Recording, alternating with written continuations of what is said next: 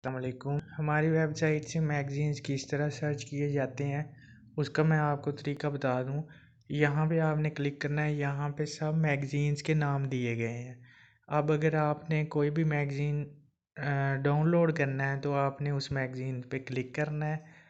Click करने के बाद जैसे ही मैगज़ीन ओपन होगा, ये यहाँ पे आप देख लें इसके शुमारे दिए गए हैं। ये हमने दूसरे शुमारे से अपलोड करना शुरू किया है, दूसरा, तीसरा और ये इसका चौथा शुमारा। अब अगर आप इसको यहाँ पे डाउनलोड करना चाहते हैं तो इस पर आप क्लिक करेंगे।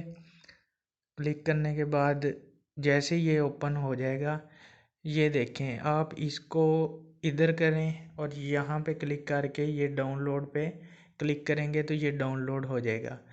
और दूसरा ये है कि अगर इसकी आप फुल स्क्रीन कर लेते हैं तो फुल स्क्रीन में भी यही तरीकाकार है। ये मैगज़ीन इस तरह पूरी स्क्रीन पे ओपन हो जाएगा।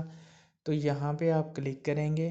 क्लिक करने के बाद डाउनलोड पे क्लिक करेंगे तो ये मैगज़ीन जो है आपके जो डाउनलोड हो के आपकी डॉक्यूमेंट्स में चला जाएगा, पीडीएफ फॉर्म में।